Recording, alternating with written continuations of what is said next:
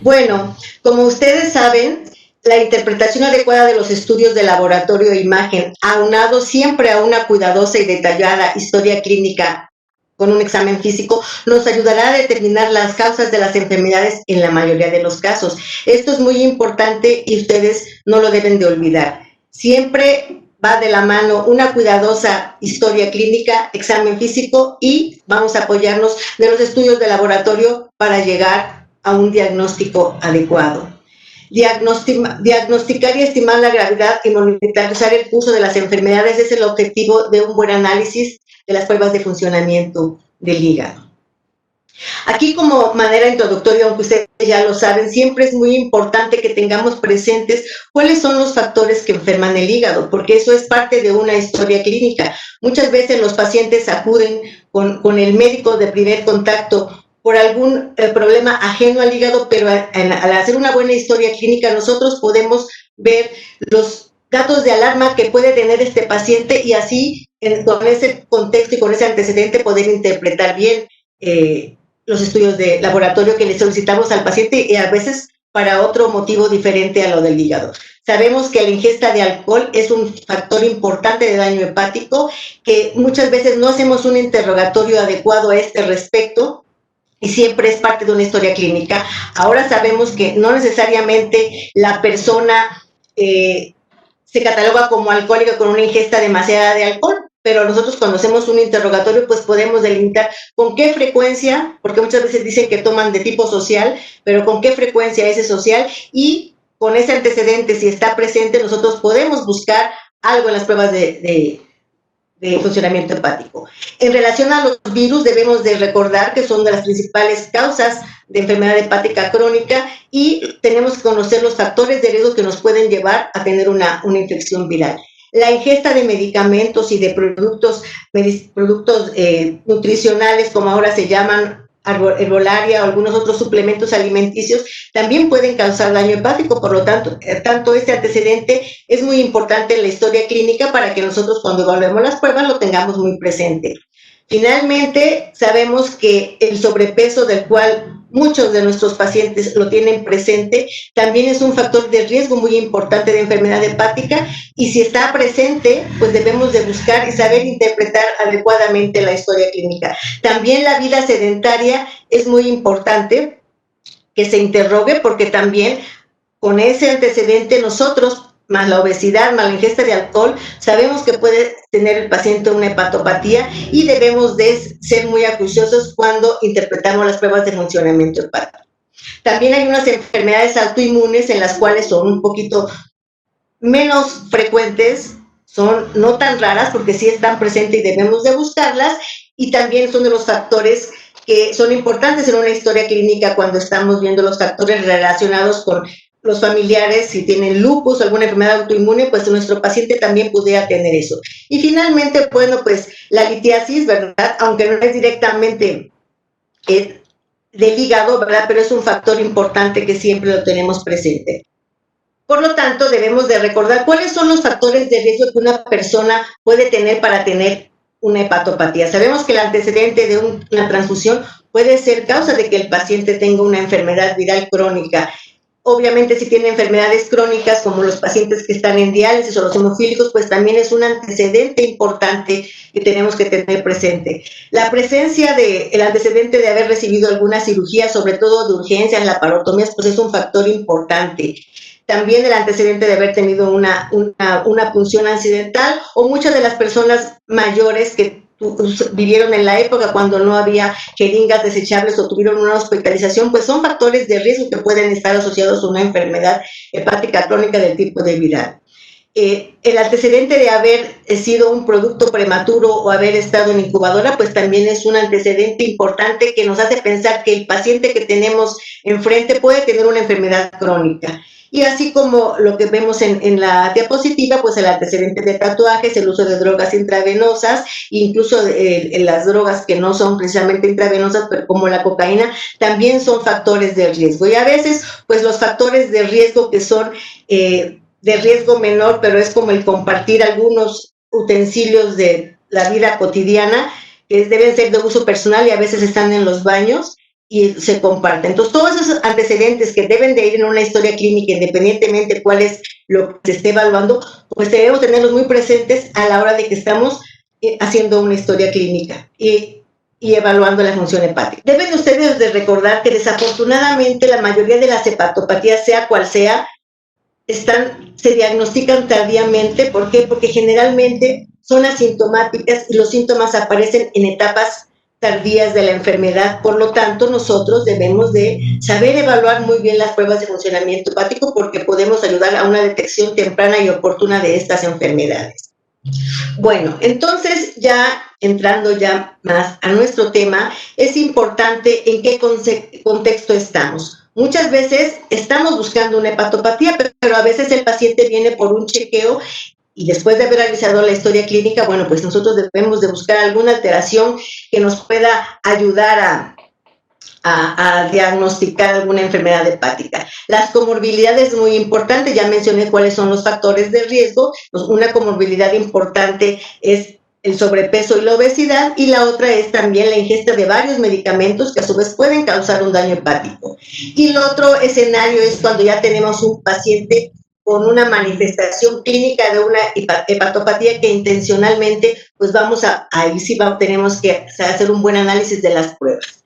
O bien en la vigilancia de un paciente que tiene una hepatopatía crónica, entonces, bueno, pues debemos de ver, de acuerdo a la interpretación, qué es lo que está pasando con ese paciente. Nosotros llamamos comúnmente pruebas de función hepática, sin embargo, es preferible usar el término de bioquímica hepática o pruebas hepáticas, ya que las pruebas que vamos a analizar a continuación no necesariamente van a evaluar la función hepática, lo que más bien evalúan es el daño, el tipo de daño que tiene el paciente. Por lo tanto, las pruebas más utilizadas, como las aminotransferasas y la fosfatasa alcalina, no miden una función conocida del hígado, sino más bien el daño que está ocasionándose en el hígado.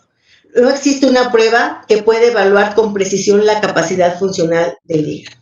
Debemos de recordar, antes ya de entrar a hablar de las pruebas, que generalmente se conocen dos tipos de lesiones: la lesión hepática hepatocelular o la lesión hepática llamada colestasis, y esta se va a hacer de acuerdo a las alteraciones bioquímicas que tiene. En la lesión hepática hepatocelular generalmente se caracteriza por una elevación de las aminotransferasas mayor que de la fosfatasa alcalina, y cuando estamos evaluando un paciente con colestasis, generalmente se eleva más la fosfatasa alcalina y en menor cantidad las aminotransferasas. Sin embargo, frecuentemente nos encontramos con un patrón mixto donde hay sobreposición de la elevación de ambas enzimas y es difícil elucidar qué es lo que está pasando. Sin embargo, nos vamos a apoyar con la historia clínica que previamente hicimos y los antecedentes importantes.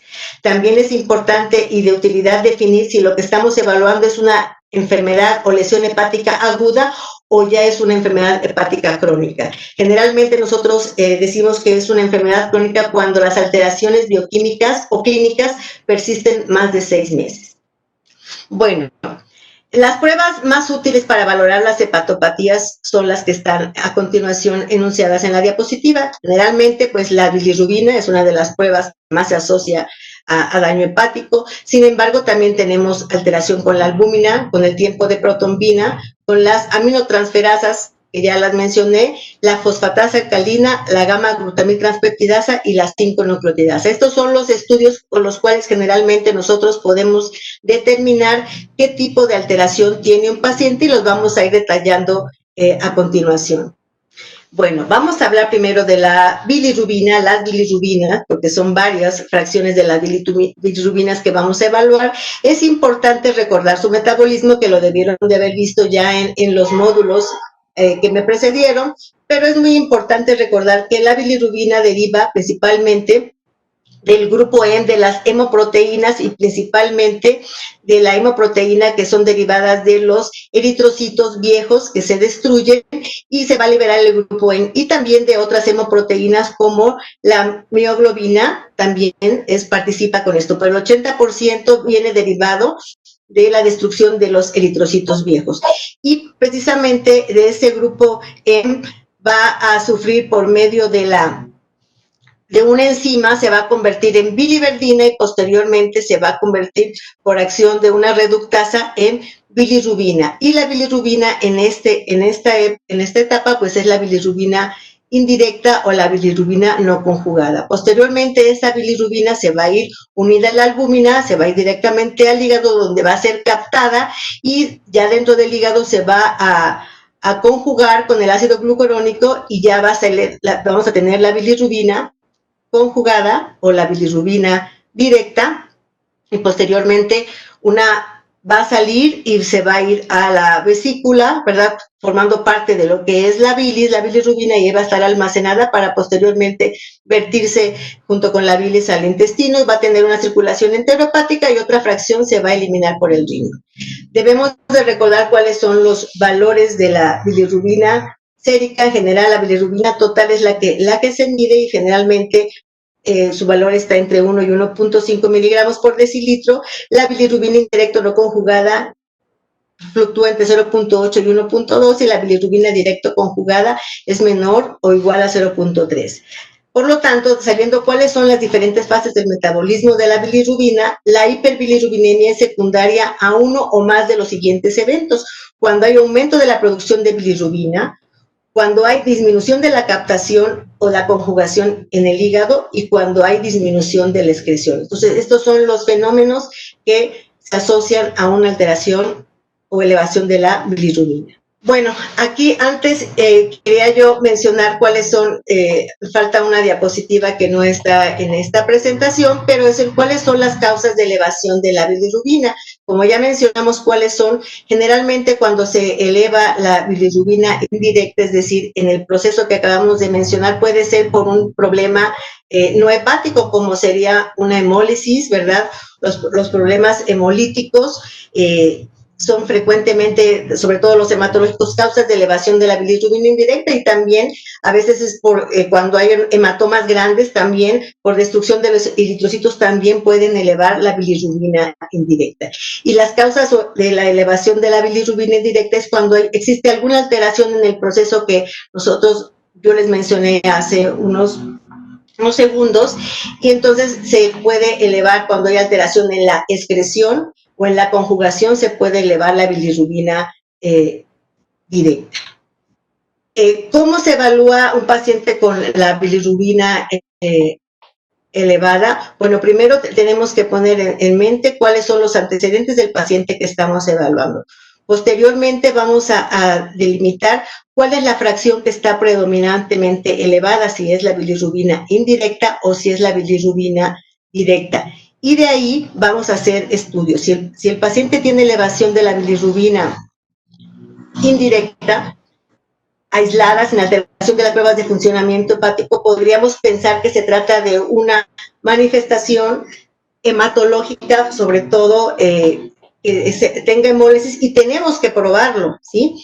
Posteriormente, si nosotros descartamos que el paciente tenga hemólisis, lo que se recomienda, ¿verdad? O un diagnóstico que queda alternativo es que tenga la presencia del síndrome de Gilbert. El síndrome de Gilbert es una elevación de la bilirrubina indirecta por una disminución parcial de la glucotransferasa y es un padecimiento o una alteración frecuente en la población, sobre todo en las personas jóvenes, y muchas veces eso es el motivo por el cual acuden con nosotros. Cuando la fracción que predomina es la directa y se encuentra asociada con otras, las aminotransferasas o las transaminasas tan conocidas por nosotros. Estos son marcadores sensibles de lesión hepatocelular, sobre todo de la hepatopatía aguda, pero también obviamente se elevan a las enfermedades crónicas. Estas enzimas catalizan la transferencia de los grupos alfa-amino de la alanina y del aspartato respectivamente al grupo alfa-ceto del ácido cetoglutámico. El incremento de las aminotransferasas séricas reflejan el daño de los tejidos ricos en esta enzima o cambios en la permeabilidad de las membranas celulares que permiten la fuga de la alanina aminotransferasa y del aspartato aminotransferasa hacia el suero. Las transaminasas generalmente están presentes en suero en concentraciones bajas. Vamos a hablar un poquito de cada una de ellas. La LT o TGP como se llamaba anteriormente, es una enzima que generalmente está en el citosol del hepatocito. Se encuentra en muchos órganos, no nada más en el hígado. Sin embargo, la mayor concentración está en el hígado. Es un indicador específico de lesión hepática, mucho mejor, más sensible que el aspartato aminotransferasa, como lo vamos a ver. Los valores normales aceptados en general son iguales o inferiores a 30 unidades por mililitros en los hombres y de 19 en las mujeres. Sin embargo, siempre tenemos que tomar en cuenta los valores de referencia de los laboratorios que están realizando esta prueba. En relación al aspartato aminotransferasa, se encuentra en el citosol y en las mitocondrias. Está ampliamente distribuida en todo el cuerpo y se localiza en el hígado, pero también en el músculo, tanto en el cardíaco como en el esquelético, en el riñón, en el cerebro, en el páncreas, en el pulmón, leucocitos y en los hepatocitos. Los procesos que llevan a necrosis de los hepatocitos o daño de la membrana celular condicionan elevación y alteración de estas enzimas. Como les acabo de mencionar, podemos ver en el diagrama, ¿verdad?, donde se encuentra un hepatocito, donde está la ALT, que es una enzima que se encuentra en el citosol, y la AST se encuentra tanto en las mitocondrias como en el citosol. En el esquema que está abajo, ¿verdad?, nosotros podemos ver que la mayor concentración de ALT se encuentran en los hepatocitos que están cerca del espacio portal. Como ustedes lo pueden ver, la concentración es mayor en los hepatocitos que están en el espacio portal y es menor en los hepatocitos que se encuentran cerca de la vena central. Sin embargo, la concentración de la AST es igual, baja en todos los hepatocitos, y ahí podemos ver en ese esquema. Por lo tanto, cualquier tipo de lesión hepática puede causar elevación moderada de las transaminasas.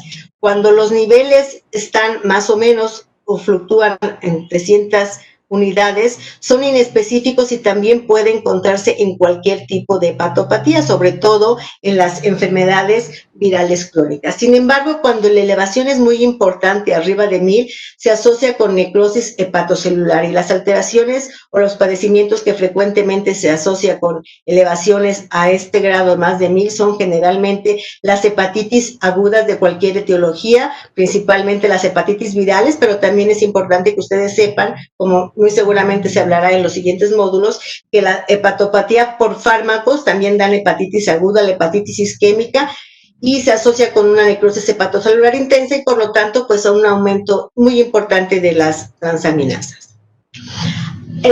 Cuando estamos evaluando la elevación de las transferasas y vemos cuál está más elevada, si la ALT o la AST, y se saca un radio, si es mayor elevada la ALT que la AST, generalmente se asocia a hepatopatías como la enfermedad muy frecuente que es la enfermedad por depósito de grasa, la cual puede ser esteatosis o esteatopatitis, y ustedes la van a ver en las clases, en los módulos posteriores. También en la hepatitis viral aguda, tanto viral como de cualquier otra etiología, y la lesión inducida por fármacos, ¿verdad? La prescripción de hierbas o suplementos alimenticios generalmente se asocia con elevación mayor de la ALT que la AST. Y bueno, pues también se puede encontrar en otro tipo de hepatopatías no tan frecuentes, pero que siempre nos encontramos con ellas, como la hepatitis autoinmune, la hepatitis tóxica, sobre todo por hongos, en el hígado graso del embarazo, en el síndrome de Hell y en algún otro tipo de hepatopatías. Cuando la elevación de la AST es mayor que la ALT, generalmente se asocia a una hepatopatía por alcohol o hepatopatía congestiva, por ejemplo, los pacientes que tienen cardiopatías.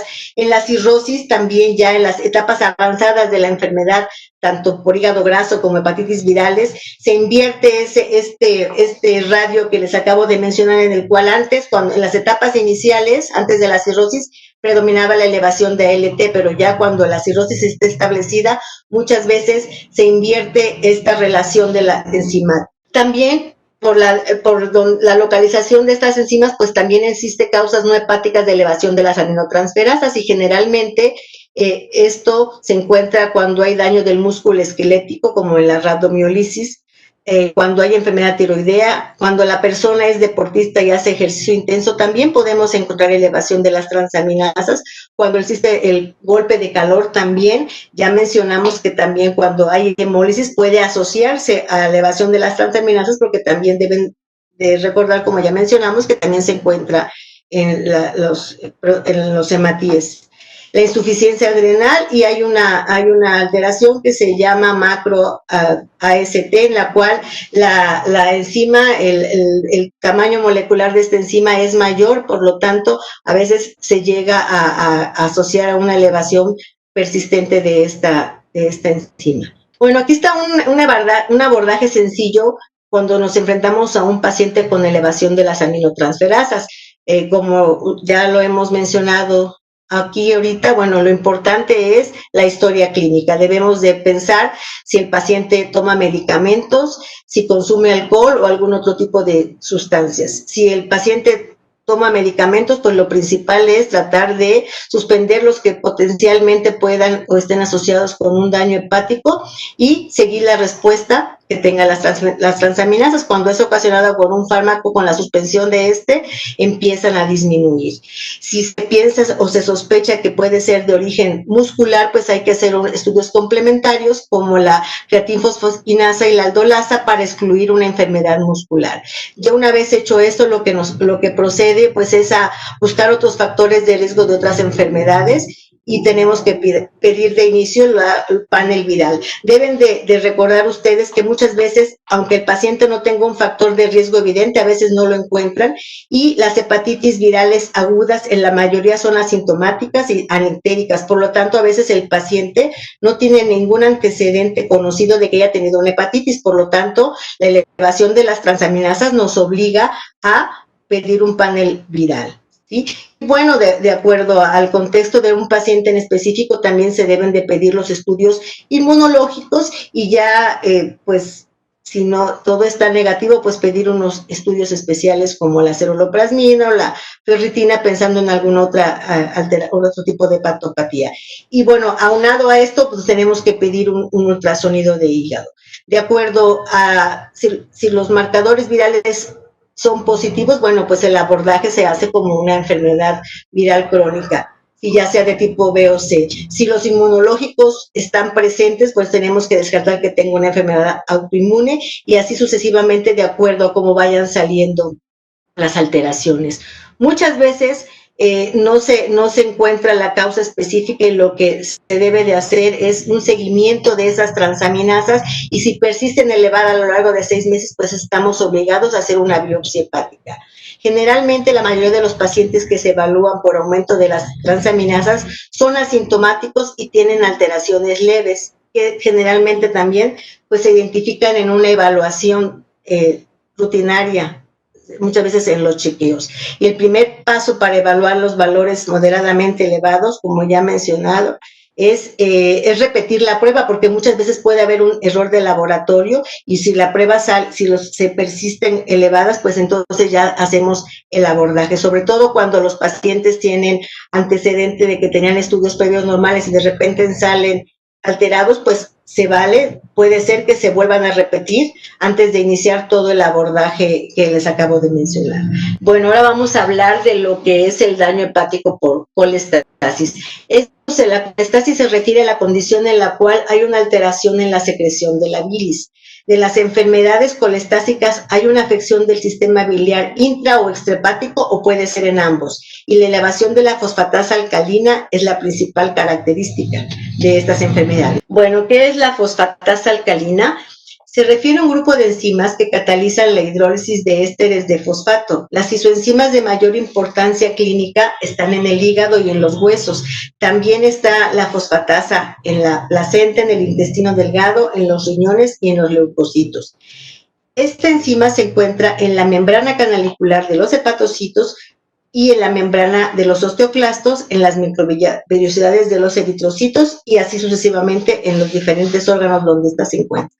La elevación de la fosfatasa alcalina, cuando hay un daño en la membrana canalicular del hepatocito, se empieza a secretar y se va a manifestar, y la podemos detectar. El primer paso para la evaluación de un paciente asintomático con fosfatasa alcalina elevada es determinar el origen de la fosfatasa alcalina. Para esto hay la fracción o una isoenzima que nos dice que es de origen hepático, pero este estudio no están disponibles en la práctica clínica. Por lo tanto, nosotros nos auxiliamos de la medición de otro tipo de de enzimas para ayudarnos. Y para esto utilizamos medir también la gamma-glutamiltranseptidasa o la 5-nucleotidasa. Son enzimas que se liberan en paralelo a la fosfatasa alcalina y las podemos determinar para ver si es de origen hepático. La gamma-glutamiltranseptidasa. Esta es una enzima que cataliza la transferencia del grupo alfa-glutamil de los péptidos como el glutatión a otros péptidos o aminoácidos.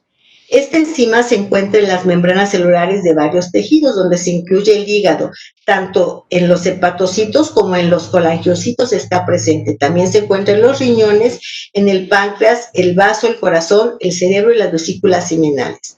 La fuente principal de la gamma-glutamiltranseptidasa en el suero es el hígado. Es donde, de todos los órganos donde se encuentra presente, es en el hígado donde existe mayor cantidad de ella.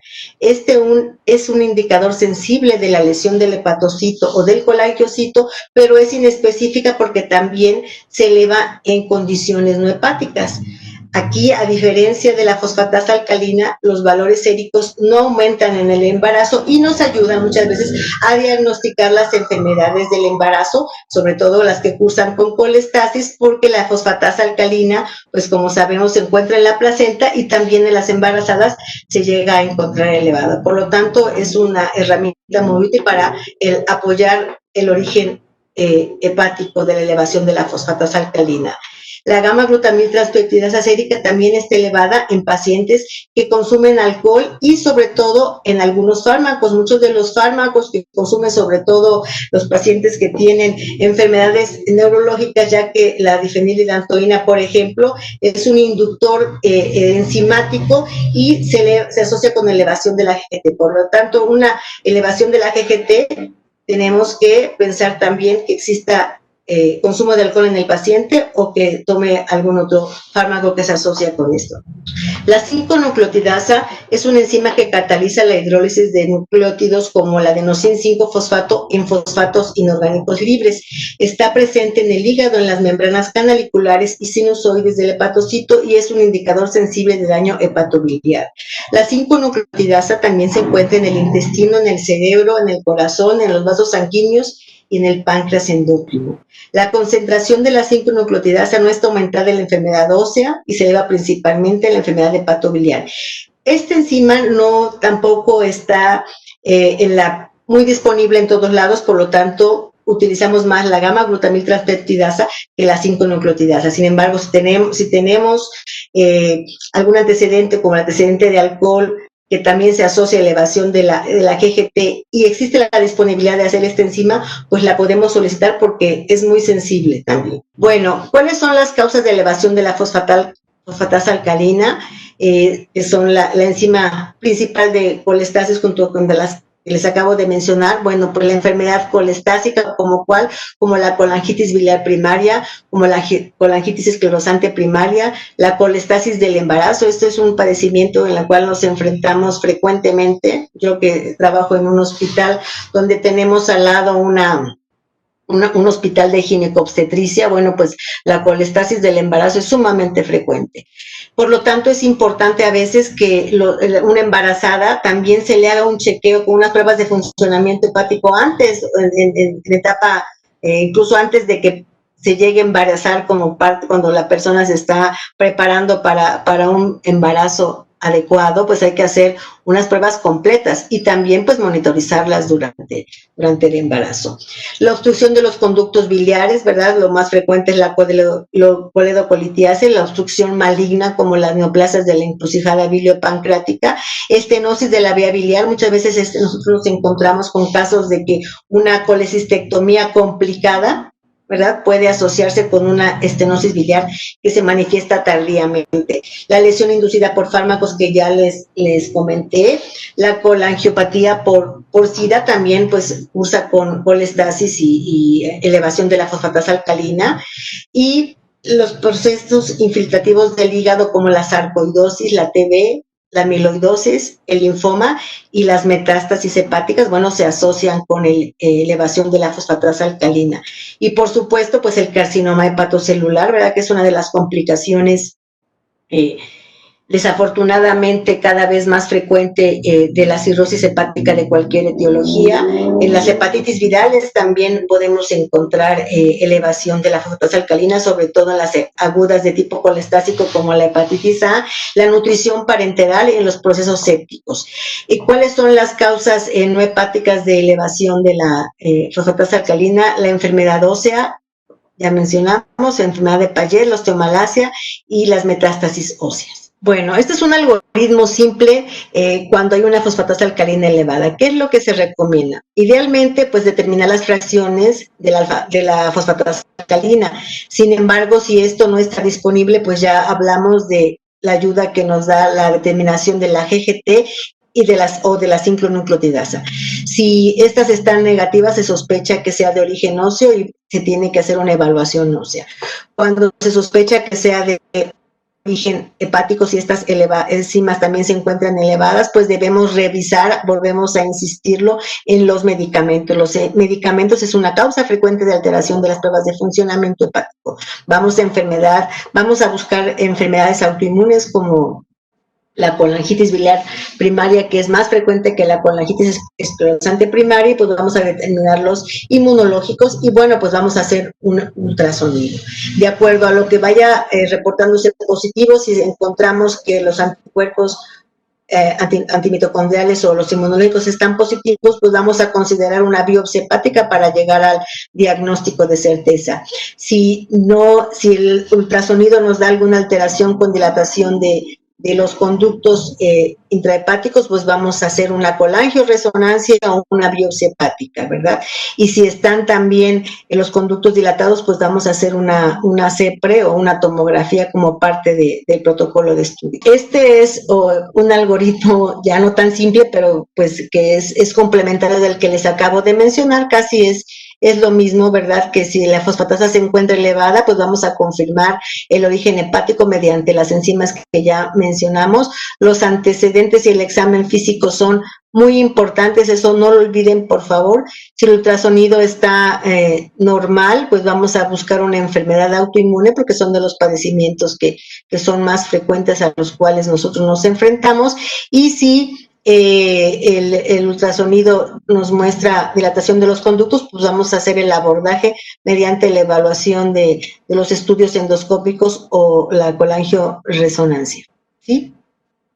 Bueno, creo que es volver a repetir un poquito lo que ya mencioné, pero es para reforzar cuál es el seguimiento que se hace en este tipo de pacientes. Vamos con otro elemento importante, que es la albúmina. En este sentido, la albúmina sí nos refleja un poco el funcionamiento del hígado, ¿verdad? Porque la albúmina es una proteína que se sintetiza exclusivamente en los hepatocitos, no hay otro lugar donde se produzca más en ellos. Sin embargo, bueno, la disminución de la albúmina también puede deberse por causas no hepáticas. La albúmina genera el 75% de la presión oncótica coloide en el plasma, y en el adulto medio se produce cerca de 15 gramos de albúmina por día. La vida media de la albúmina es larga, va de 14 a 21 días, y la síntesis de albúmina está regulada por cambios en el estado nutricional, la presión osmótica, la inflamación sistémica y los niveles hormonales. La concentración sérica de albúmina suele disminuir en las hepatopatías crónicas debido al aumento del volumen de distribución. Por ejemplo, cuando el paciente tiene ascitis, muchas veces hay una dilución y los niveles de albúmina bajan, aunado, obviamente, a la disminución de la síntesis hepática. ¿Cuáles son las causas más frecuentes de disminución de la albúmina?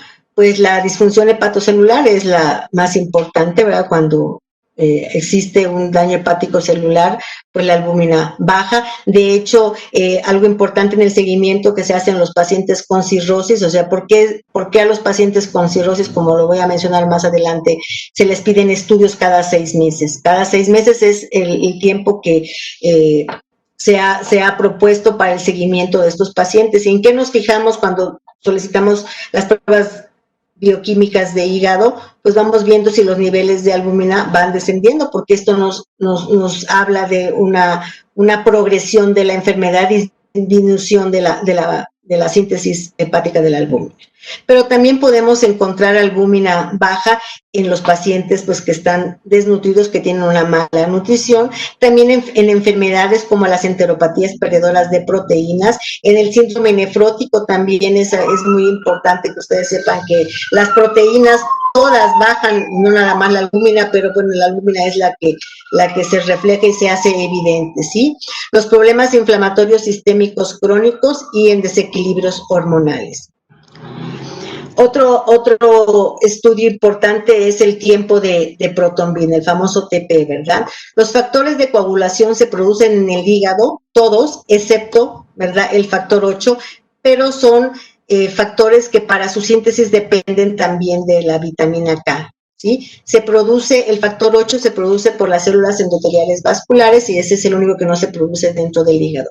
El tiempo de protombina lo que evalúa es la velocidad a la cual la protombina se convierte en trombina y refleja la vía extrínseca de la coagulación y evalúa la actividad de estos factores.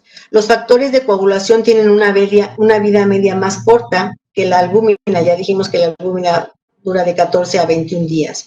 Un TP prolongado, además de la disminución de la función de la síntesis reducida, puede deberse a otras causas como son la desnutrición, también se asocia con una prolongación del TP, por la deficiencia de la vitamina K, y los pacientes con colestasis también hay una alteración porque la vitamina K requiere de las sales biliares y cuando hay obstrucción de las sales biliares, pues la vitamina K no llega a los valores adecuados y eso puede generar que debido a esta deficiencia de esta vitamina K, el TP no se produzca adecuadamente. ¿Sí? El TP se utiliza como un predictor de mortalidad ya que es un componente muy importante en los sistemas de evaluación de los pacientes con hepatopatía como el CHAP y el MED. Es importante, ¿verdad?, recordar que muchas veces el TP puede estar elevado,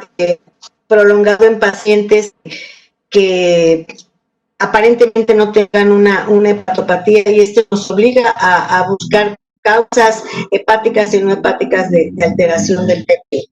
Bueno, existen otras pruebas, ¿verdad?, en las cuales son más especiales, no son rutinarias, ¿verdad? Sin embargo, todo está negativo y hay sospecha de estas enfermedades, podemos pedir estas pruebas ya que los hepatocitos también sintetizan proteínas que contribuyen al diagnóstico de trastornos específicos como la alfa-1 antitripsina que se encuentra ausente o muy disminuida en la deficiencia, obviamente por su nombre de alfa-1 antitripsina, la ceruloplasmina que también es una proteína que se produce en el hígado, está reducida en la enfermedad de Wilson, que es otra hepatopatía no muy frecuente, pero que también la llegamos a encontrar, la transferrina, que también está disminuida en la hemocromatosis, y la ferritina, la cual se encuentra muy elevada en la cromatosis. Aquí también quiero mencionar algo sobre el colesterol y los triglicéridos.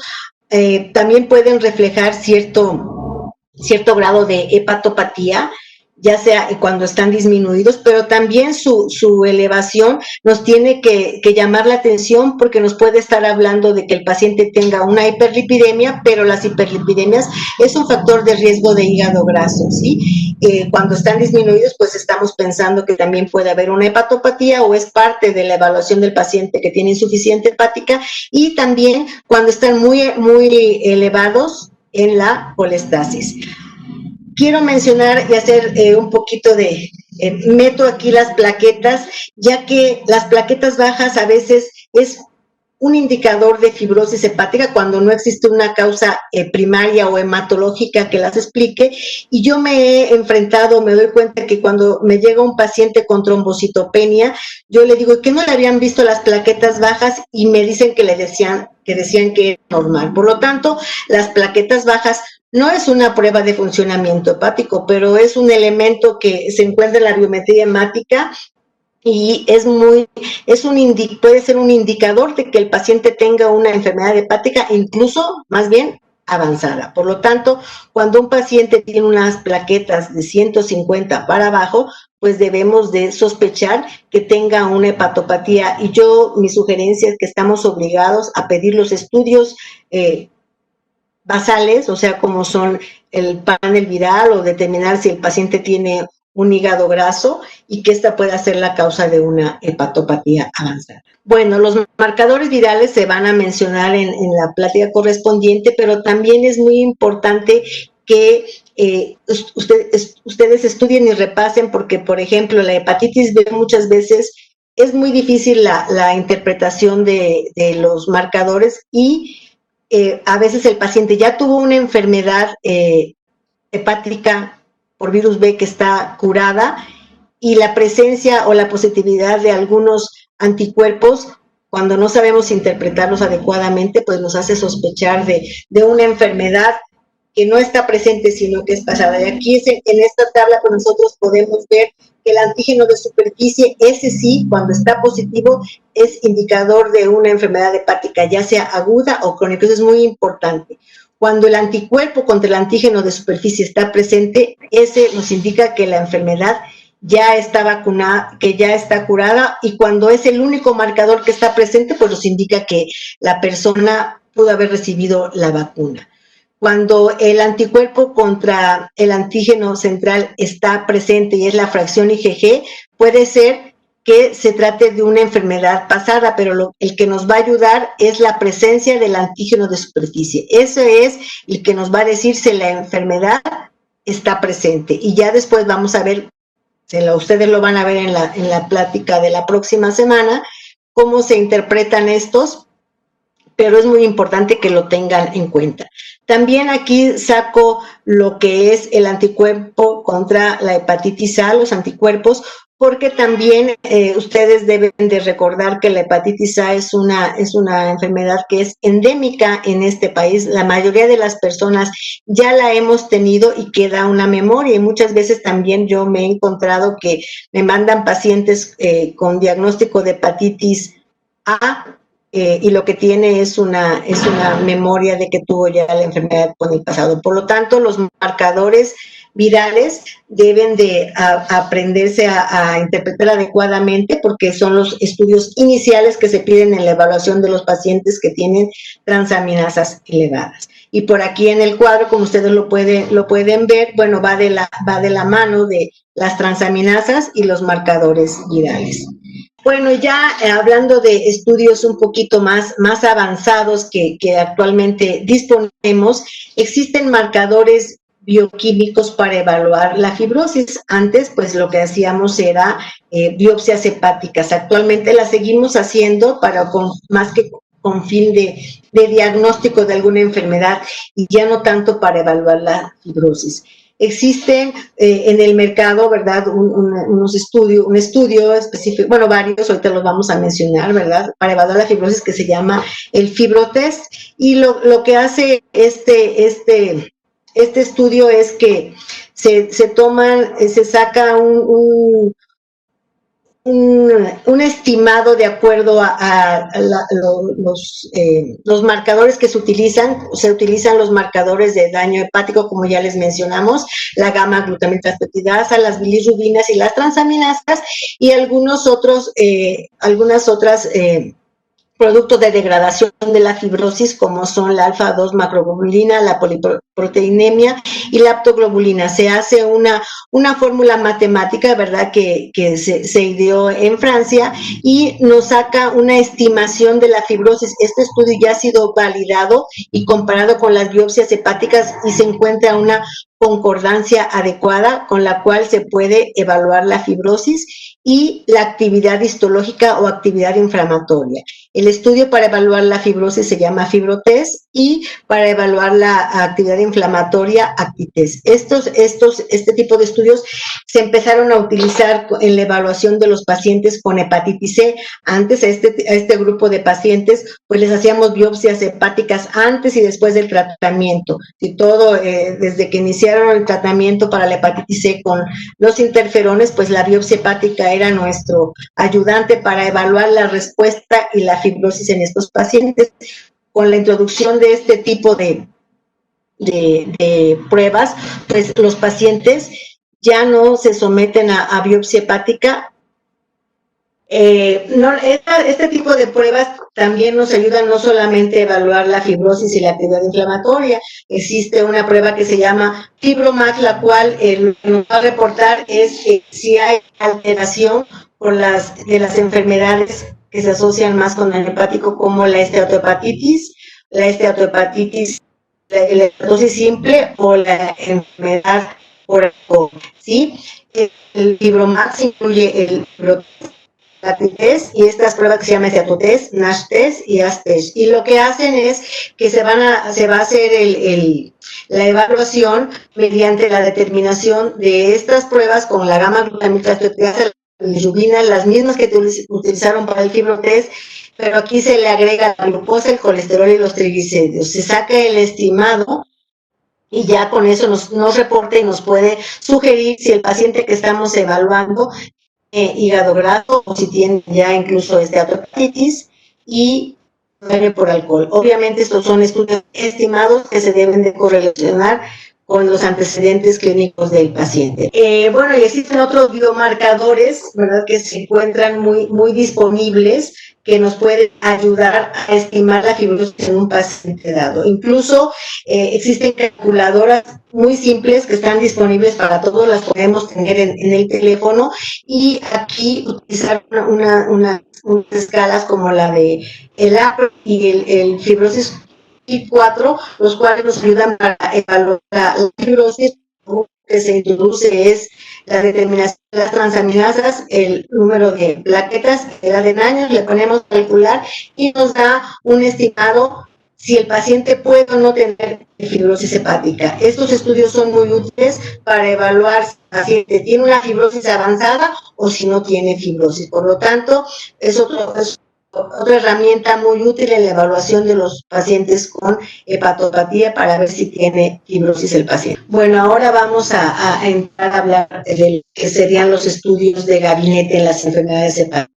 Los estudios de imagen son fundamentales para el estudio de trastornos hepatobiliares y para detectar lesiones ocupantes de espacio hepático. Bueno, el ultrasonido hepático es el estudio inicial, el que más frecuente solicitamos en la evaluación de las hepatopatías, ya que nos va a ayudar mucho en el estudio de enfermedades hepáticas y de las biliares.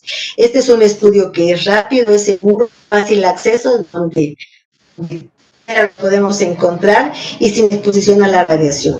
Es de bajo costo en relación con los otros estudios que podemos pedir, sin embargo es operador dependiente y yo diría también aparato dependiente, ya que cada vez se van mejorando los estudios de ultrasonido.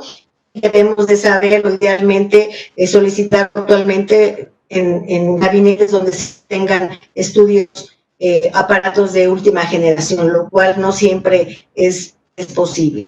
La ecografía, ¿verdad?, el ultrasonido es el procedimiento de elección para el estudio de hepatopatías, el estudio inicial, la evaluación de las vías biliares hepatobiliares en pacientes que tienen dolor en el cuadrante superior derecho, es cuando generalmente lo solicitan, y nos ayuda mucho en el diagnóstico diferencial de las causas de ictericia intra y extrahepática, muy importante la detección de las lesiones ocupantes de espacio y en el seguimiento y vigilancia de la cirrosis y de sus complicaciones. Es el estudio que nosotros más solicitamos. Bueno, ¿qué es lo que aparece o qué se ve en un ultrasonido normal? El hígado aparece como un órgano de ecogenicidad similar a la corteza renal, a veces un poquito menos ecogénico que los riñones. Generalmente, bueno, no generalmente, el hígado está atravesado por estructuras tubulares, así es como se ven en el ultrasonido, que son las ramas portales, las ramas biliares y las venas suprahepáticas. Los vasos portales tienen una pared ecogénica y eso nos ayuda para diferenciarlo de las otras estructuras. La vena porta se debe de medir a nivel del ilio y generalmente debe medir menos de 12 milímetros.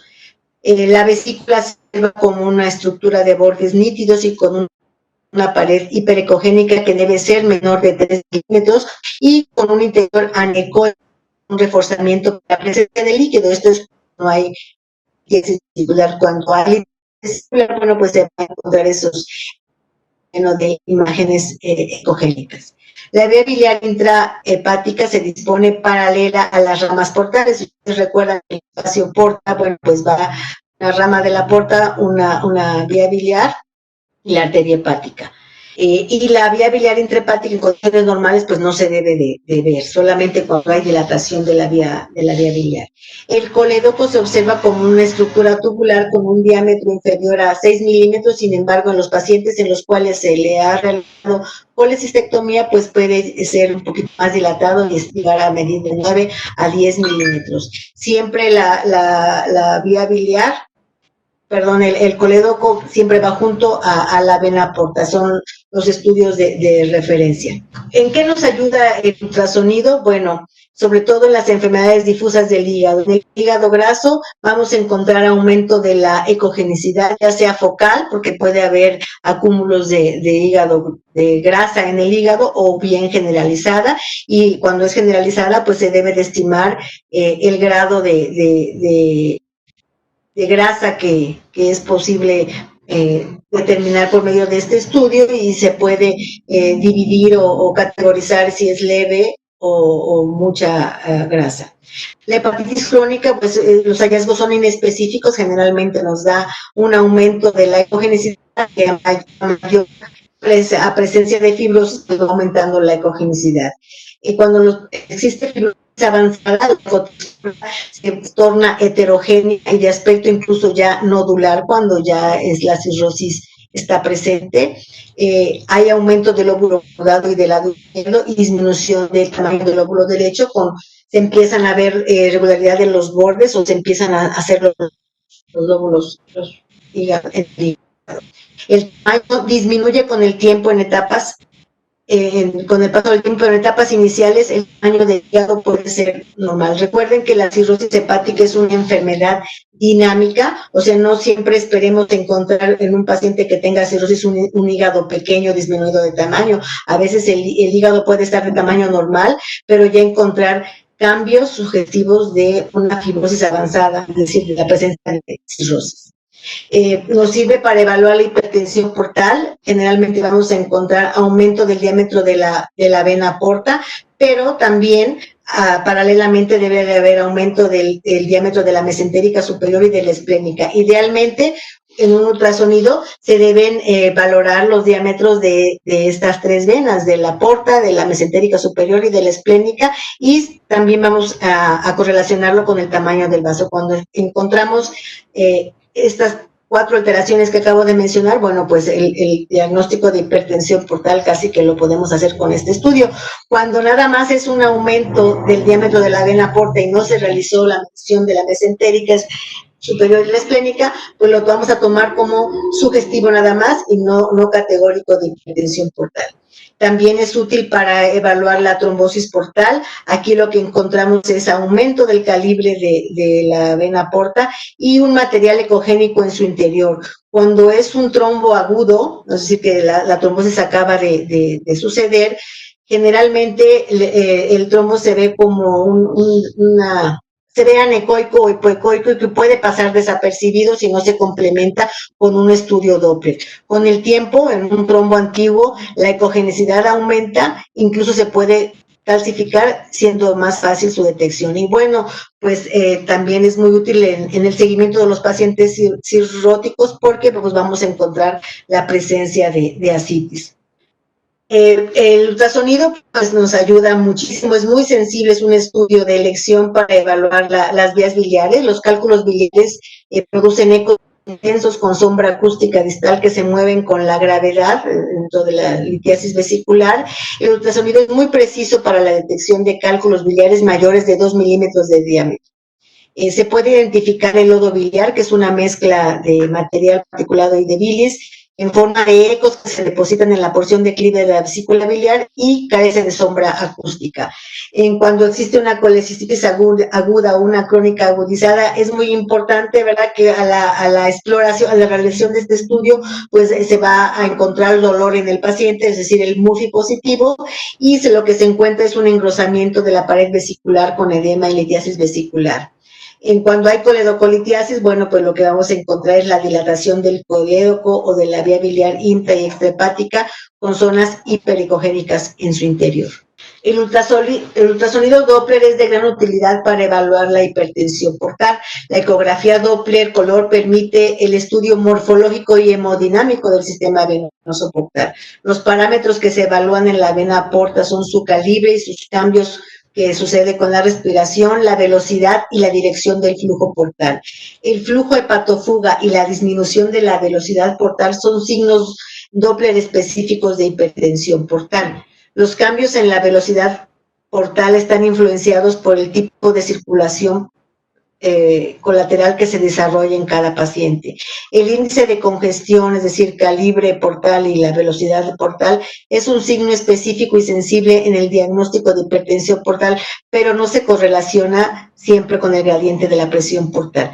Las colaterales portosistémicas son un signo específico de hipertensión portal y este estudio es de elección para la evaluación de la presión portal, de la hipertensión portal. El ultrasonido Doppler en la trombosis portal, lo que vamos a encontrar es que ahí va a haber ausencia de flujo total o parcial en la porta, ausencia de señal intraluminal y de la onda Doppler de la vena porta, y en la trombosis porcial pues podemos llegar a ver el flujo sanguíneo.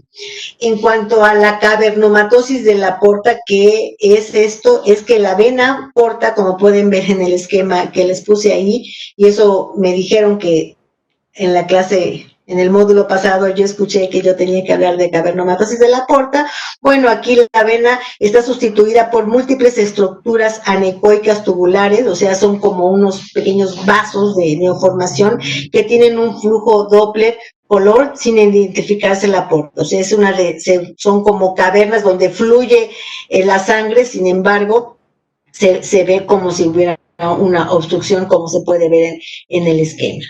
Este también es un hallazgo, una causa de hipertensión portal, y sobre todo la cavernomatosis de la porta se presenta en los niños que fueron cateterizados por la vena umbilical. Esos son los casos más frecuentes que yo me he encontrado con este tipo de degeneración cavernomatosa. Por lo tanto, debemos de recordar que en cirrosis se debe realizar un ultrasonido hepático cada 6 meses, junto con pruebas de función hepática para la detección oportuna de las complicaciones, como sería la presencia de ascitis incipiente y hepatocarcinoma. Esto quiero, por favor, que no lo olviden, ya que son los estudios que nosotros siempre estamos promoviendo para la detección oportuna de complicaciones y seguimiento de estos pacientes. Aunque el paciente se encuentre compensado, es importante realizar este tipo de estudios y no olvidarlo. Vamos a hablar ahora un poco de las lesiones ocupantes de espacio. ¿Qué es esto? Pues corresponden a una formación de contenido sólido o líquido que no forma parte de la anatomía normal del hígado. Son de naturaleza variada, con origen celular diferente y puede incluir lesiones benignas y malignas. Pueden ser tumores, pseudotumores, abscesos, quistes o hematomas.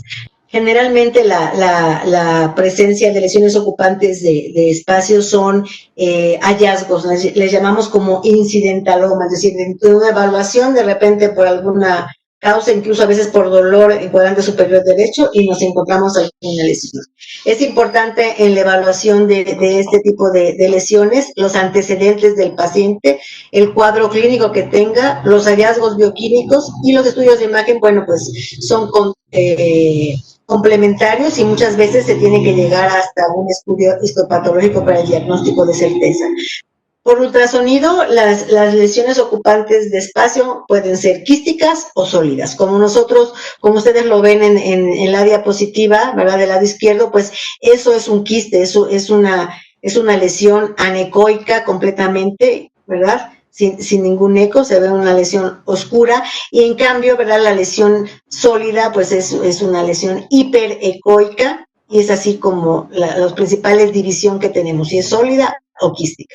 Es importante en la evaluación de una lesión ocupante de espacio, bueno, primero, como ya mencioné, ver las características por ultrasonido, pero siempre se debe de hacer estudios complementarios, y el estudio a seguir es una tomografía, ¿sí? Es importante que cuando ustedes soliciten una tomografía en la evaluación de un paciente con hepatopatía, o específicamente, como estamos mencionando, por una lesión ocupante de espacio, que no pidan una tomografía simple. Debe ser una tomografía ni siquiera con doble contraste, sino se debe de especificar que es una es una tomografía trifásica de hígado, es decir, que se debe con doble contraste, pero tienen que evaluarse las tres fases, la fase venosa, la arterial y la fase de vaciamiento. Es muy importante que así la soliciten porque también de repente a nosotros nos llegan los pacientes con tomografías, pero simples, y con una tomografía simple no es el estudio adecuado para evaluar ni una hepatopatía y mucho menos una lesión ocupante de espacio. Cuando con la tomografía pues tenemos alguna duda respecto al diagnóstico, pues podemos complementar con la resonancia magnética. Vamos a ver qué es lo cómo evaluamos nosotros a los pacientes con una lesión ocupante de espacio. Las lesiones benignas que no requieren tratamiento o seguimiento estrecho son los hemangiomas hepáticos, la hiperplasia nodular focal y un quiste hepático simple. Entonces, esto estamos hablando que no requieren un seguimiento estricto. El hemangioma hepático, si es un hemangioma que es pequeño, no necesariamente tenemos que hacer estudios secuenciales a corto plazo. Muchas veces se pueden espaciar dependiendo del tamaño y la sintomatología que tenga. ¿Cuáles son las lesiones benignas que requieren tratamiento o seguimiento? El adenoma hepático requiere seguimiento porque tiene riesgo de malignización. El cistadenoma biliar, los abscesos hepáticos requieren tratamiento o seguimiento de acuerdo a las características de la lesión. El quiste hidatídico también es una alteración que nos llegamos a detectar y que requieren seguimiento. ¿Cuáles son las lesiones malignas que requieren tratamiento? El hepatocarcinoma, el colangiocarcinoma, las metástasis hepáticas, bueno, dependiendo de cuál es el órgano y que está causando las metástasis, pues puede haber un tratamiento, sobre todo las metástasis de colon. Actualmente, pues puede haber un tratamiento específico para ellas, paliativo, obviamente. El cistadenoma biliar, el angiosarcoma y el linfoma. ¿Cuáles son las situaciones clínicas de la lesión ocupante de espacio? Bueno, ya habíamos mencionado, si la lesión es una lesión líquida en un paciente con o sin síntomas, ¿sí? Si es un paciente, puede ser un quiste simple o un quiste complejo. Los quistes no necesariamente van a requerir un seguimiento si son pequeños, pero si son grandes y causan dolor, pues debemos darle un seguimiento.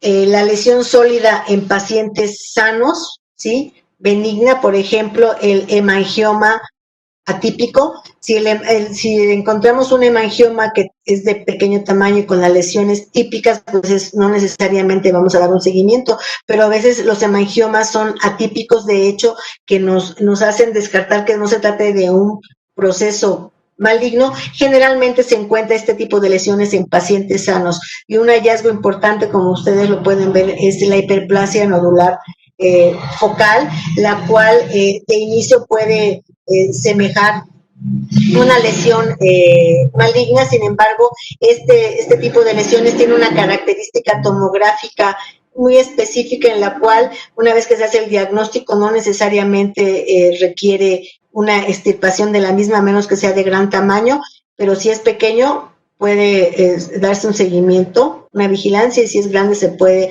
hacer restricción o dejarse.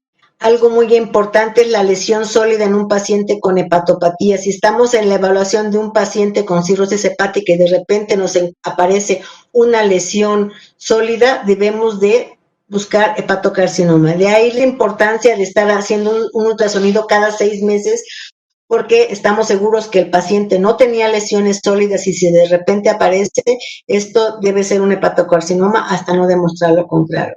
Y la lesión sólida en un paciente con sospecha de neoplasia, bueno, pues nos podemos estar enfrentando ante metástasis hepáticas, es decir, en un paciente que no tiene una hepatopatía conocida. Ahora vamos a abordar el tema de los métodos no invasivos para la detección oportuna de fibrosis hepática. En relación a esto, es importante recordar que el comportamiento mecánico de los tejidos del cuerpo humano es similar al de los materiales viscoelásticos. La elasticidad del hígado es inversamente proporcional a la dureza del parénquima y a la cantidad de tejido fibroso. A medida que aumenta la fibrosis, se incrementa la dureza del parénquima y disminuye su elasticidad. De ahí que este fenómeno físico puede medirse con técnica llamada elastografía. Bueno, y nosotros actualmente, ¿verdad? Contamos con un estudio que mide para que ustedes me entiendan la dureza del hígado, ¿verdad? Por medio de esas características que les acabo de mencionar, que es la elastografía transitoria o más comúnmente llamado el FibroScan, que es un estudio que actualmente está tomando ya mucho valor en la evaluación de los pacientes, sobre todo en el seguimiento y en la evaluación inicial de los pacientes con cualquier tipo de patopatía, ya que nos va a sugerir el grado de fibrosis que pueda tener. Y lo que hace, pues, se emite una onda con este aparato en el cual nos va a medir la velocidad de la propagación de la onda. A mayor dureza, la propagación es mayor de la onda y nos va a dar valores específicos que nos van a el grado de fibrosis que tenga. Generalmente se reporta en kilopascales y ahí está un reporte de un FibroScan. Ahorita vamos a hablar de otras características de este estudio. ¿Qué es lo que hace la elastografía? Bueno, va a evaluar la fibrosis, igual que les mencioné con el Fibrotest. Este tipo de estudios también tuvo su origen en Francia y se ha validado con biopsias hepáticas en un importante número de pacientes, y hay una correlación específica entre la dureza que tenga el hígado y el grado de fibrosis. Como ustedes pueden ver ahí cómo se categoriza de F0, F2, F3 y F4, y se habla de que un paciente tiene F0 o tiene fibrosis mínima o no tiene cuando existe menos de 6 kilopascales. Cuando se encuentra de 7 a 9 kilopascales, podemos hablar que el paciente tiene una fibrosis intermedia, es decir, una F2, y cuando encontramos determinaciones mayor de 12 a 14 kilopascales, está en una etapa de fibrosis avanzada, que puede ser de F3, F4, y a mayor dureza, mayor valores de los kilopascales, ustedes pueden ver ahí de 18 a 21, bueno, ya están con cirrosis hepática y puede haber hasta 70 kilopascales. Entonces, es un estudio muy útil, pero su indicación es para evaluar la fibrosis. Y bueno, para saber qué grado de fibrosis, es importante ver en qué paciente estamos evaluando, o sea, cuál es la causa de la enfermedad hepática, ya que los valores pueden cambiar. Ustedes pueden ver en este esquema los valores por ejemplo, en verde, sí, ahí se ve que son los que tienen o no tienen fibrosis o fibrosis mínima, y vean cómo en hepatitis C, que es la que se encuentra en medio, pues estamos hablando, como ya les había mencionado, arriba de 7 kilopascales, pues ya empieza a haber cierto grado de fibrosis, y para que haya una F4, una fibrosis grado 4, pues estamos hablando de arriba de 12 kilopascales. Sin embargo, en la línea de hasta abajo, donde dice NAFLD, que es hígado graso, podemos ver que los pacientes que estamos evaluando con hígado graso, la fibrosis se encuentra en etapas con mediciones más bajas, es decir, más arriba de 10 kilopascales. Ya podemos pensar que el paciente que tiene hígado graso ya tiene una fibrosis muy avanzada. Es un estudio muy importante actualmente. También hay otros tipos de elastografía, es decir, que van a evaluar también la elasticidad hepática. Tenemos la elastografía por ultrasonido y la elastografía por resonancia magnética. Estos evalúan lo mismo, sin embargo, bueno, tienen un plus de elastografía por ultrasonido. Aquí sí, además de evaluar la fibrosis, nos ayuda en la evaluación y seguimiento, por ejemplo, del paciente con cirrosis, porque podemos detectar la presencia de lesiones como tipo hepatocarcinoma. Y el estudio que es mejor, el que evalúa a mayor detalle por las características, que es con una resonancia y se ve todo el hígado, pues es la elastografía POC. Y aquí ustedes pueden ver, ¿verdad?, unas imágenes con una elastografía por ultrasonido, donde también se evalúa el grado de dureza del hígado y si hay o no lesiones. Y como ustedes pueden ver abajo, de acuerdo a la resonancia, pues podemos ver ya en forma panorámica donde hay fibrosis, como lo pueden ver en amarillo es como se ve la fibrosis. Ustedes pueden ver cómo cuando no hay fibrosis o esta es mínima, bueno, en este estudio nos muestra en azul, ¿verdad?, que el hígado casi está normal. Sin embargo, cuando hay fibrosis avanzada, vemos cómo ya torna un color amarillo y se ve nos delimita más dónde son las principales afectaciones, y ya cuando la cirrosis está avanzada, pues ya se observa, como lo pueden ver en esa lámina. Por lo tanto, el mejor estudio es la elastografía por resonancia. Sin embargo, la disponibilidad de estos estudios pues no está disponible en todos lados. Por lo tanto, uno de los estudios que está más accesible es el FibroScan. Las ventajas de la elastografía por resonancia incluyen su capacidad para analizar todo el hígado, como ya les mencionaba, y su aplicabilidad es que se puede evaluar sobre todo en pacientes con obesidad o incluso con ascitis. O sea, la elastografía transitoria del FibroScan no se puede realizar en pacientes que tienen ascitis, y la elastografía transitoria y por ultrasonido pueden distinguir principalmente cirrosis y fibrosis mínima. Se recomienda utilizar el método con el que se tenga mayor disponibilidad y mayor experiencia. La elastografía transitoria, FibroScan, es el método más empleado, más sencillo y mejor evaluado, con criterios de calidad bien establecidos. Bueno, ya para terminar, mis conclusiones es, casi como inicié esta plática, que la interpretación adecuada de los estudios de laboratorio e imagen, aunado a una cuidadosa y detallada historia clínica con un examen físico, nos ayuda a determinar la causa de las enfermedades en la mayoría de los casos.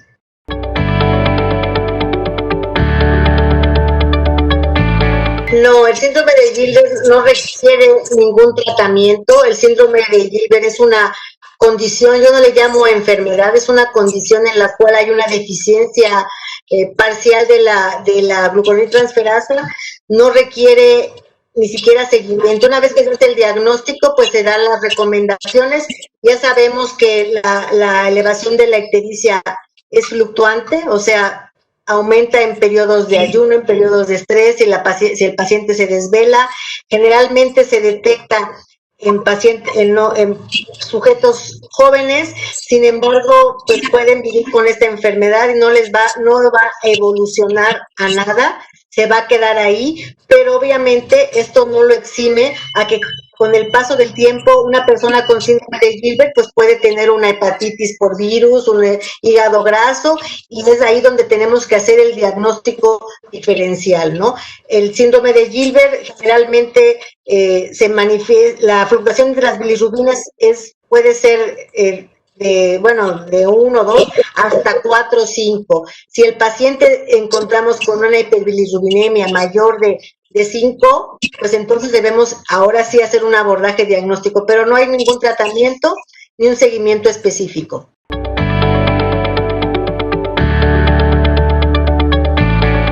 La ferritina es uno de los marcadores de inflamación que forma parte de estos marcadores de inflamación que nos hablan acerca del pronóstico que tiene el paciente con COVID. Generalmente se piden estos marcadores, que es ferritina, que es dímero D, que es proteína C reactiva, y todo esto, dependiendo de la elevación que presenten, nos habla acerca del pronóstico que tiene el paciente con COVID. Los pacientes que tienen alteraciones de las pruebas de funcionamiento hepático y que tienen COVID, hay que tener particular vigilancia, porque sí se ha visto que aquellos que muestran alteraciones de las pruebas de funcionamiento hepático tienen un pronóstico más grave y pueden llegar más frecuentemente a intubarse que los pacientes que no presentan alteración de las pruebas de funcionamiento hepático. Es importante en estos pacientes COVID determinar si tienen alguna otra enfermedad hepática asociada también, porque también se ha visto que pues el COVID es más frecuente en aquellos pacientes que tienen obesidad, que tienen la presencia de síndrome metabólico con diabetes, hipertensión arterial, y bueno, pues muy probablemente también puedan por ahí tener hígado graso, y generalmente también estos pacientes pueden tener un pronóstico más malo. Claro. ¿Algún comentario, doctora Rizo? No, bueno, pues no, lo que ya mencionó ella, que generalmente son marcadores pronósticos, y como yo les mencioné, generalmente en los procesos inflamatorios del hígado, pues hay alteración en las pruebas de funcionamiento hepático, ¿no? Entonces esto es muy importante, pero como algo secundario, ¿no? Y pues que los pacientes que tienen factores de riesgo graves como los que se están viendo, de ahí la importancia de que nosotros ya sepamos si tenemos alteraciones y por eso debemos de hacer una evaluación de los pacientes que tienen sobrepeso y obesidad, porque puede tener incluso fibrosis los pacientes y no saberlo.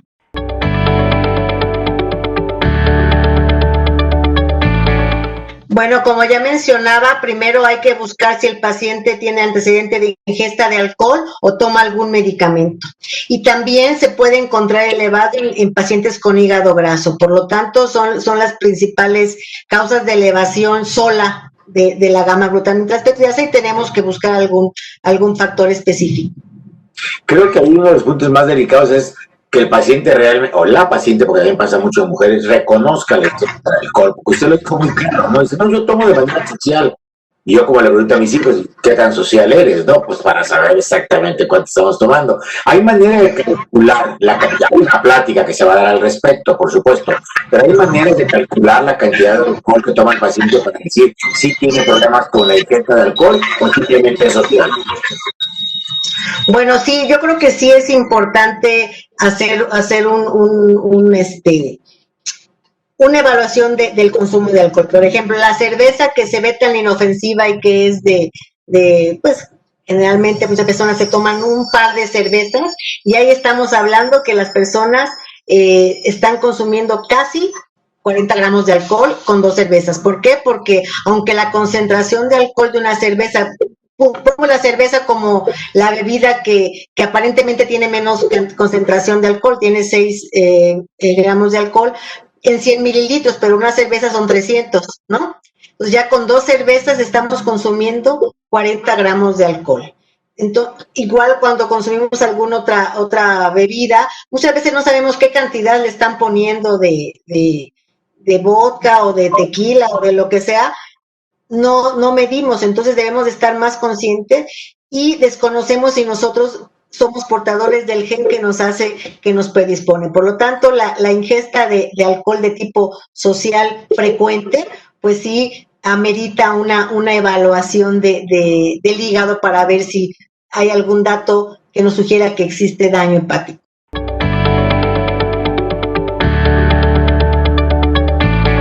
No, el ejercicio intenso no causa daño hepático. Yo lo enumeré en la sección donde elevación de transaminasas no por daño hepático, porque las transaminasas se encuentran en diferentes partes del organismo.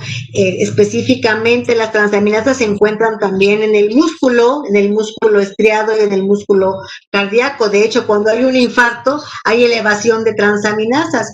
Cuando la persona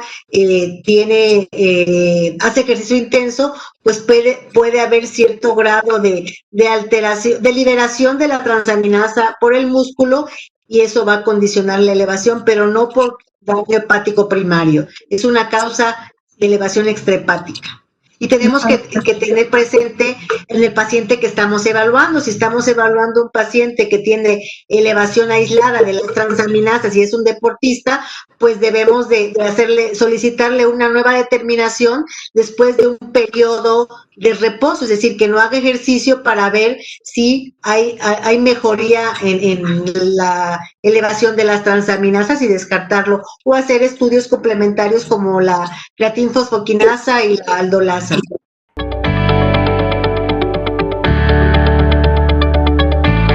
Sí, bueno, en cuanto al síndrome de Gilbert, yo creo que es frecuente que se lo encuentren, ¿sí? Y no hay que hacer nada, ¿no? Realmente es hacer el diagnóstico y eso sería como una elevación aislada de la bilirrubina indirecta o no conjugada. Lo que nosotros hacíamos antes en la evaluación de Gilbert es que los internábamos, eso cuando yo era residente, los internábamos, los poníamos en ayuno y hacíamos la determinación de los cambios en la bilirrubina y ahí comprobábamos que el paciente en ayuno le aumentaba la bilirrubina y cuando le dábamos de comer disminuía. Pero esta yo la considero no como una enfermedad, es como una alteración No enfermedad porque no hay un daño estructural, la biopsia hepática es completamente normal y no existe elevación de ninguna otra enzima. Si nosotros encontramos elevación de las transaminasas, el paciente podría tener un Gilbert, pero a lo mejor también tiene alguna otra cosa. Entonces es importante que ustedes conozcan que es una enfermedad que no progresa a nada, no progresa a cirrosis, a fibrosis, es una...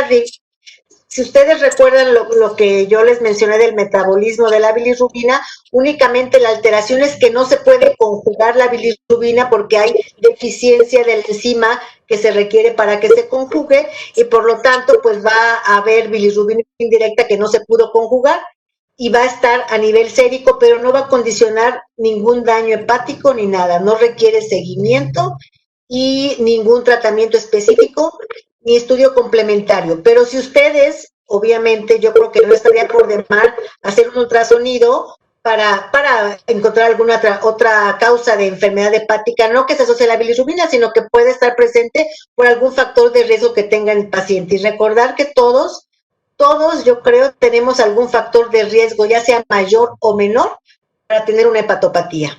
¿Sí? Entonces, bueno, no está por demás que se haga un estudio complementario para descartar que no haya alguna otra alteración. Y nada más agregar aquí también en el síndrome de Gilbert, poner atención si están en ayuno, si están desvelados, si están con estrés, incluso se puede poner la esclera amarilla y presentar ictericia, y es efectivamente por lo que dijo la doctora Rizzo, hay una disminución de la enzima que es la glucuroniltransferasa, y entonces se queda ahí sin conjugar la bilirrubina indirecta, pero tranquilos que afortunadamente no es de gravedad.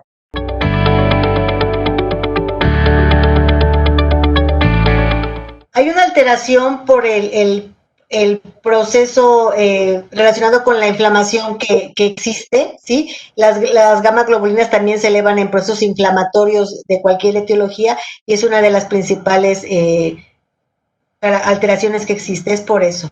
Y bueno, también si piden unas pruebas de funcionamiento hepático y encuentran unas globulinas elevadas, pues puede ser por una enfermedad hepática crónica si se asocia a una disminución de la albúmina con elevación de globulinas. Las globulinas pueden estar elevadas además también en procesos de en estos procesos de autoinmunidad, ya cuando estamos pensando en autoinmune, pues podemos pedir directamente todas las inmunoglobulinas y estas inmunoglobulinas se van a encontrar elevadas, principalmente la IgG. Entonces se puede ver a un problema autoinmune, se puede deber a un problema de enfermedad hepática crónica si se asocia a una albúmina baja, como dijo la doctora Rizzo, a un proceso inflamatorio y pues también a procesos de enfermedades como tipo de linfomas, Hodgkin, también se pueden elevar.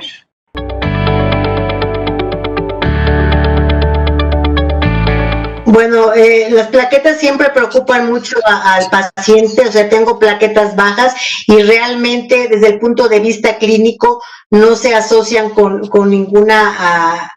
no hay manera de elevarlo en forma rutinaria. Por supuesto que existen algunos factores estimulantes que se ponen en los pacientes, pero los pacientes con hepatopatía, el mecanismo por el cual existe trombocitopenia generalmente es por secuestro esplénico de las mismas debido a la hipertensión portal y a veces por la presencia de anticuerpos que las destruyen, pero no se tiene que elevar. Únicamente cobra importancia la trombocitopenia cuando el paciente se va a someter a una intervención, llámese una cirugía o a un riesgo de sangrado, una extracción dental.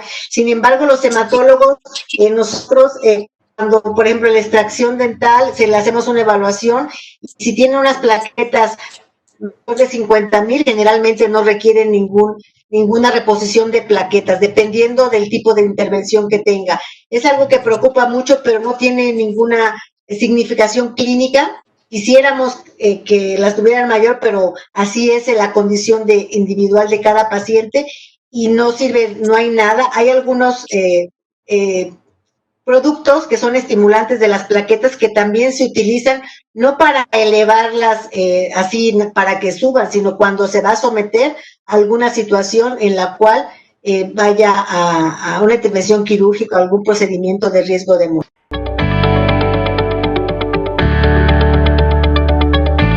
Bueno, primero si estamos ante un cuadro clínico de una hepatitis viral, lo primero que tenemos que hacer es ponerle apellido. ¿Cuál es el virus que le está causando? Y para eso se solicitan los marcadores virales, de los cuales pues va a haber una plática específica en el siguiente módulo, pero no se hace nada. Una hepatitis aguda se puede resolver hasta en 6 meses. Entonces, lo que se hace es, si al mes no se ha resuelto, pues nada más es el seguimiento bioquímico de las pruebas de funcionamiento, las pruebas bioquímicas, ¿no? Eso se llaman pruebas de funcionamiento, de las pruebas bioquímicas hepáticas, y pues dependiendo qué cantidad de bilirrubinas tiene, si va en ascenso, pues tenemos que tener cuidado que el paciente no vaya a hacer una falla hepática fulminante, ¿no? Por ejemplo, ¿no? Entonces, primero es cuál es el agente causal que lo tiene, y lo que único que una vez que ya tenemos el diagnóstico etiológico de la hepatitis viral aguda, es el seguimiento bioquímico, ¿sí? Pero no hay ningún estudio a realizar más que el seguimiento. Ya si después de 6 meses persiste con alteraciones, tanto por transaminasas o por bilirrubina, pues estaría indicado una biopsia hepática, o incluso antes, si la elevación es persistente y no hay mejoría.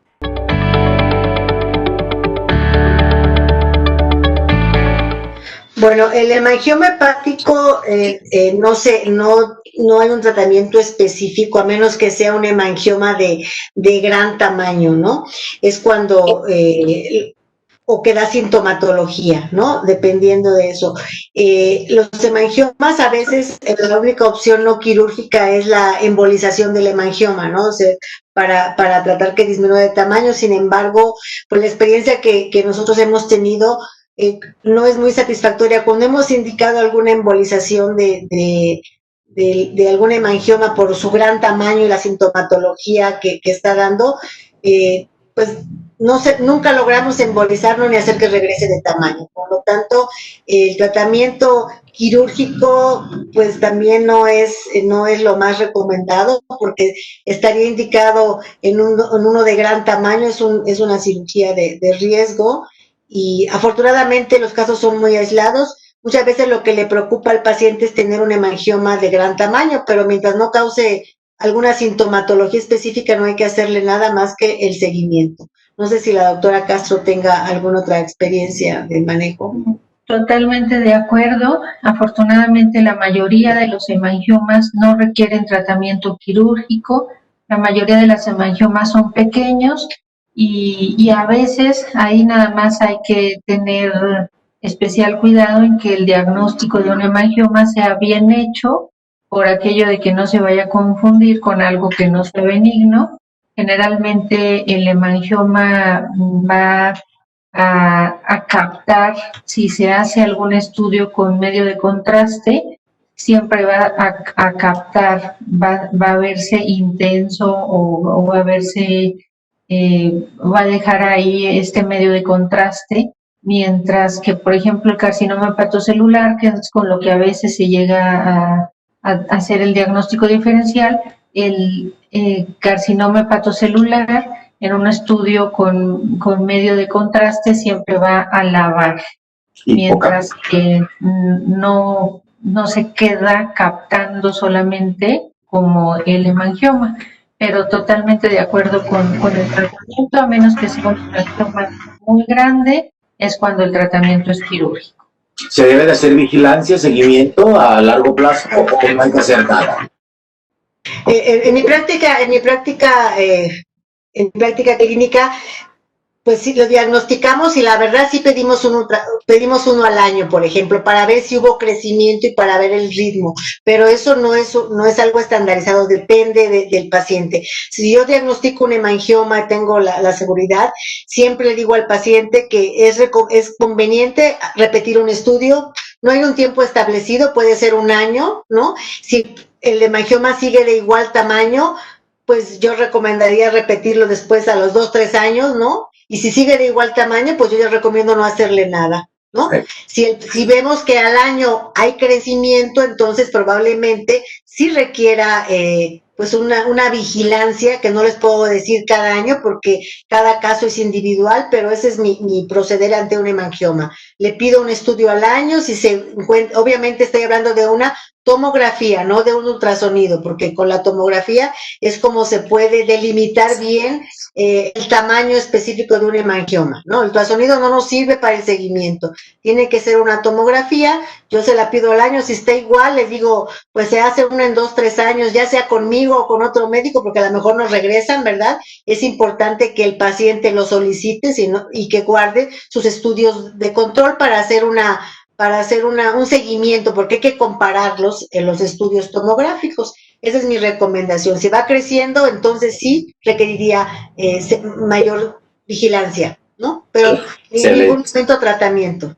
Sí. Sí, de hecho, algunas recomendaciones antiguamente, bueno, todavía se hacen, pero ya son cada vez más frecuentes, de los que han crecido un poco, como decía usted, por el riesgo quirúrgico, pues era evitar fundamentalmente las caídas de los caballos, que era un factor de riesgo, y las patadas de mula. Digo, no hablo de la pareja, hablo de en general, no una patada fuerte en general. Entonces, este tipo de cosas pues siempre hay que considerarlas.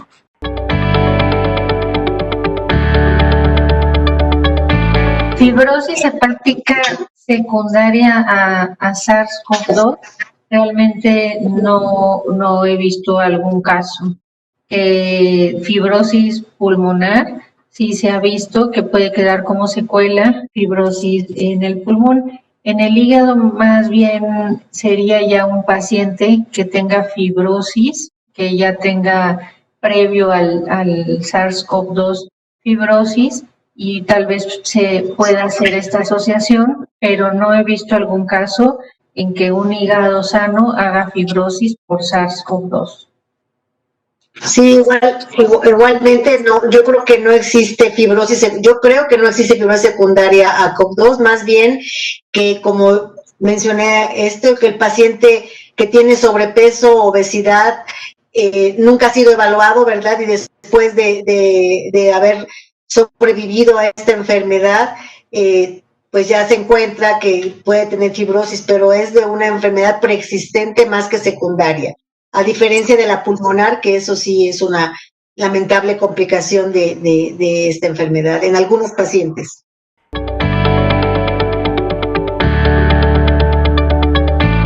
Bueno, claro que puede haber daño agudo, ¿no? Sobre todo, más que crónico, el exceso de alguna droga tanto nos puede dar una hepatopatía aguda, más que crónica, y de los suplementos alimenticios, eso sí pueden darnos tanto daño hepático agudo como daño hepático crónico, por lo tanto, la medicina alternativa hay que tener mucho cuidado con ello. Si alguien la quiere consumir, yo siempre mi recomendación es que se hagan unas pruebas de funcionamiento hepático antes de iniciarla, ¿verdad? Para ver si existe alguna alteración hepática previa por algún factor que tenga, y si va a iniciar ese suplemento, porque luego sí a mí me cuestionan que por qué no, le digo, bueno, pues la puede utilizar, pero cheques el hígado, porque muchas veces silenciosamente nos puede dar alguna alteración que no estamos detectando. Entonces esa es mi recomendación.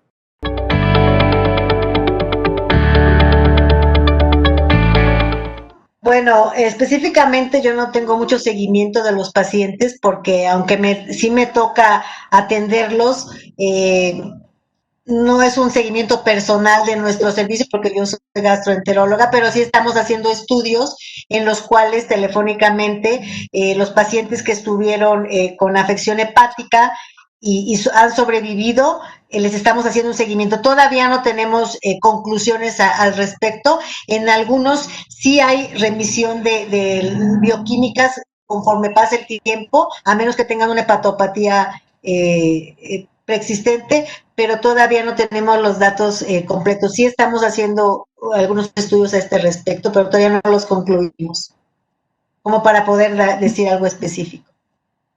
Es muy pronto, pero bueno, sí se están haciendo afortunadamente seguimiento de estos pacientes en el Instituto Nacional de Nutrición. Sí, se lleva una base de datos de estos pacientes, en especial de los que presentan alteraciones de las pruebas de funcionamiento hepático, y también se está haciendo un seguimiento latinoamericano de estas alteraciones. Entonces esperemos poder tener resultados pronto, porque cada vez nos sorprende con manifestaciones nuevas este virus.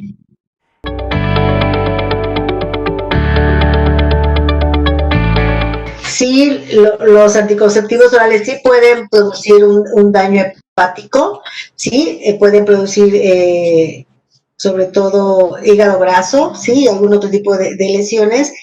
Por eso es importante que tanto los anticonceptivos o cualquier otro fármaco, antes, del momento que se diagnostica una enfermedad crónica no hepática, llámese diabetes, llámese como se llame, y vamos a iniciar un tratamiento que es de crónico, siempre es recomendable evaluar las pruebas de funcionamiento hepático y así determinar oportunamente si el fármaco que estamos consumiendo se asocia a daño hepático.